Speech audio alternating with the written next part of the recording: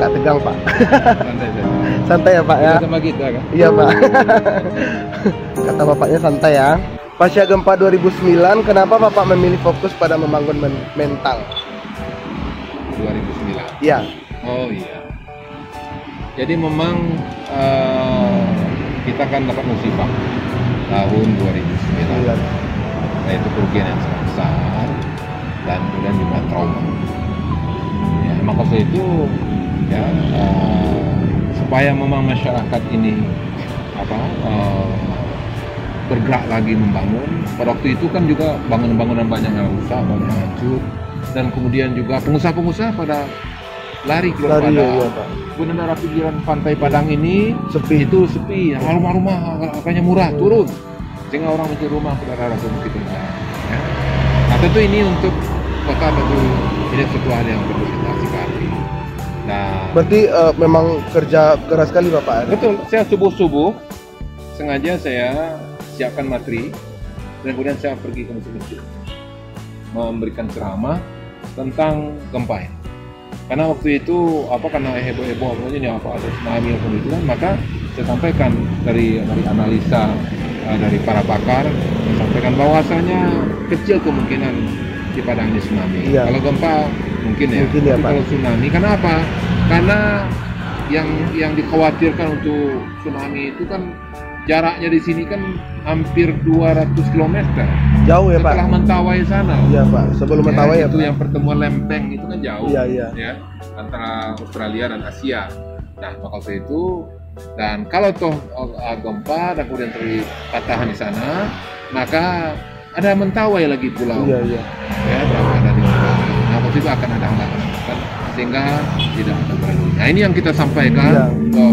Daerah pinggiran ini saya berikan ceramah. Saya siapkan ini semuanya manfaat.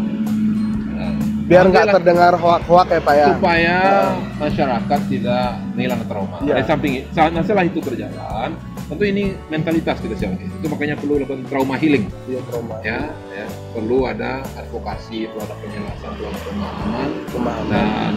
Dan kemudian di samping itu juga ketika masyarakatnya kita siapkan dan kemudian mereka kita berikan motivasi dan kemudian dari segi pemerintahan, maka mulai kita gerakkan pembangunan di daerah kita di sini. Ya. Berarti dari mental dulu ya Pak. Jelas, karena memang ini kan yang akan membangun tuh Iya. orang betul, ya. Pak. Nah kalau toh nanti kita bangun orang pada ketakutan semuanya, Iya. ya maka itu makanya perlu kita adakan healing, trauma healing. Ya, sehingga dari gerak-gerak pembangunan, ya alhamdulillah sampai sekarang, maka justru sekarang ini orang sudah membangun lagi. Ya masalah gempa, kemudian masalah tsunami.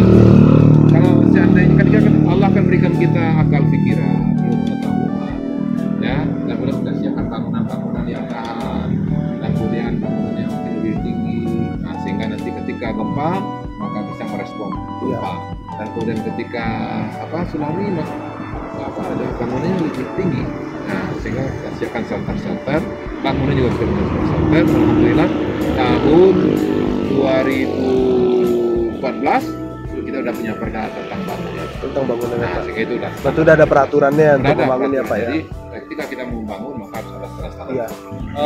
Kebijakannya buat nih Pak.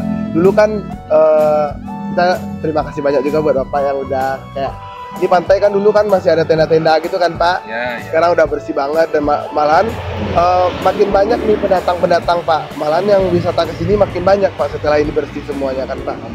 Iya. Jadi karena memang Kota Padang ini masyarakatnya beragam. Iya. Dan kemudian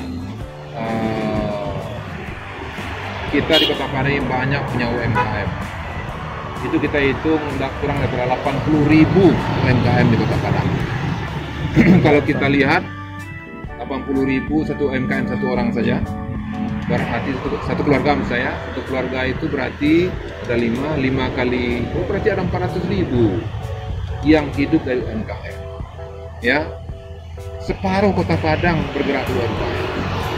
Nah, maka kalau saya itu kunci pada UMKM ini itu adalah pemasaran. Pemasaran. Kita kasih modal, kalau pasarannya tidak bagus, tentu tidak akan jalan juga produksinya. Iya, betul, nah, Pak. maka untuk itu kita benahilah pasar. Ya kan? Itu makanya kita bangun perkelahian, kita benahi betul-betul ini ada Kota Padang. Kemudian yang kedua, kita ramaikan orang datang ke sini. Iya. Apa potensi yang bisa meramaikan orang di sini? Pariwisata. Wisata. Pariwisata itu bagaimana? Bersih, rapi, kemudian menyenangkan. Kita punya banyak tempat yang menyenangkan di sini. Pantai itu 80 km. Panjangnya ya, Pak, ya. Ya. Tambah lagi jalan yang baru itu ya, Pak ya. Iya. Nah, jadi maksud itu kita benahi itu dan alhamdulillah ya, dan seperti yang kita lihat belum penuh ini bangunan-bangunan di pinggir ini, dan seolah-olah nggak ada pantai begitu. Iya. Ya, pantai itu dibelakangi. Iya. Nah, waktu itu alhamdulillah ketika ada berbincang dengan masyarakat yang berdagang di sini, kemudian kita dialog, diskusi. Nah, kemudian kita sampai ke kesimpulan mereka siap untuk dirapikan, tapi apakah ada jaminan mereka untuk berusaha berdagang? Iya, nah, kalau begitu kita berikan jaminan, itu makanya kita bangun dulu. Oh iya. Kita bangun ini blok yang pertama ini di sini. Ini ya, itu bantuan dari salah seorang pengusaha 50 juta. Kemudian setelah itu ada dari perbankan lagi, kita lobby perbankan.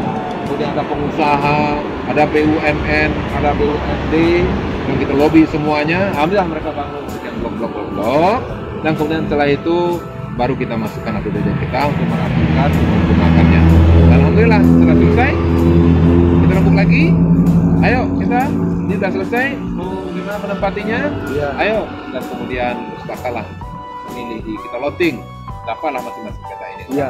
Nah, kemudian setelah itu dapat, kalau gitu, ayo kita bongkar. Alhamdulillah mereka bongkar sendiri. Jadi orang Padang ini baik-baik. Iya. Ya, alhamdulillah. Saudara kita ini baik-baik kok. Buktinya mereka bongkar sendiri. Iya. Ya kan? Jadi yang penting jaminan. Jaminan ya Pak. Alhamdulillah. Ya, sehingga mereka juga bisa berusaha. Nah, itu makanya kita ramaikan lagi datang ke sini. Tujuannya kan buat kita semua juga kan Pak. Iya, kunci daripada berdagang ini kan ramai. Ramai ya Pak. Ya. Kalau kita mau lariskan dagangan kita, bawalah ke tempat yang ramai. Kalau mau dagangan kita mau dibeli orang, ramaikanlah tempat kita berdagang. Nah, itu makanya kuncinya ramai. Itu makanya pariwisata diramaikan orang di sini. Kita melaporkan dari Tugu Merpati Perdamaian.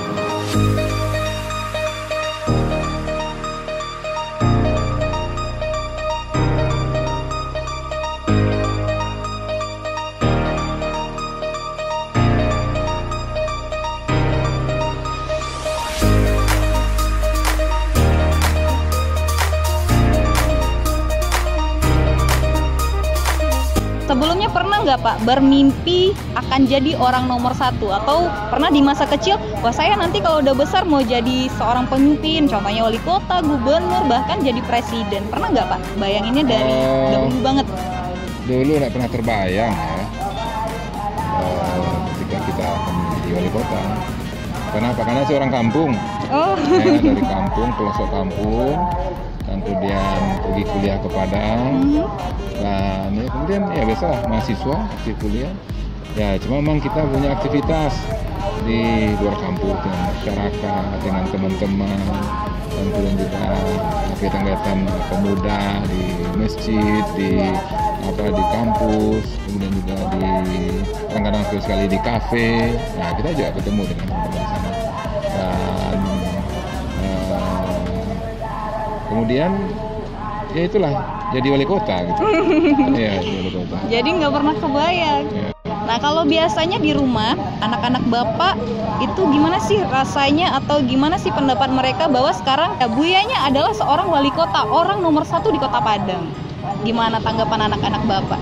Ya jadi alhamdulillah istri saya cukup berperan dalam rangka untuk menanamkan kepada anak-anak. Bukan hanya sekarang, ketika waktu saya mahasiswa dulu, saya juga sering diundang oleh mahasiswa di provinsi lain Iya. untuk aktivitas di daerah lain di Sumatera Barat. Dan saya juga jarang di rumah, dan kemudian biasanya istri saya ke anak-anak udah pesan itu Buya pergi berjihad. Nah begitu mereka. Jadi mereka udah mengenal lah bahwasanya Buyanya punya kesibukan untuk orang banyak, dan kemudian mereka udah paham. Dan sampai ada anak saya yang menulis dia bahwasanya Buya kami bukan hanya milik kami lagi. Nah, begitu. Tapi milik bersama untuk masyarakat. Itulah mereka juga tuangkan itu. Ya, artinya anak kita menyadari bahwa itulah tugas yang memang kita lakukan, dan kemudian juga mereka juga kita lakukan. Itu makanya saya mencoba mengambil hari-hari khusus untuk anak-anak saya. Misalnya hari kelahirannya, kita syukuran. Nah, biasa itu ada futuran syukuran, anak-anak saya naikkan ke mobil, saya dengan istri, dan kemudian dengan saya nyopir sendiri, dan kemudian di dalam perjalanan itu berdialog kita. Bro, gitu ya. Dan kemudian nih apa harapannya kepada yang syukuran ulang tahun, kemudian apa masukannya dari ulang tahun kepada adik-adiknya, kepada kakaknya, dan juga apa juga kritikannya, dan kemudian ini semua. Jadi pokoknya di dalam mobil itu saling evaluasi. Ya, menyampaikan masukan-masukannya, kritikan-kritikannya, harapan-harapannya, dan kemudian juga bagaimana ke depannya gitu. Jadi kemudian biasa kita tuju tempat, setelah itu kita jalan, nanti kita berhenti bertempat, ya mungkin kita minum di sana, atau mungkin makan gitulah, atau mungkin kita beli bungkus dan kita makan bersama kalau di outdoor gitu. Oh gitu. Ya.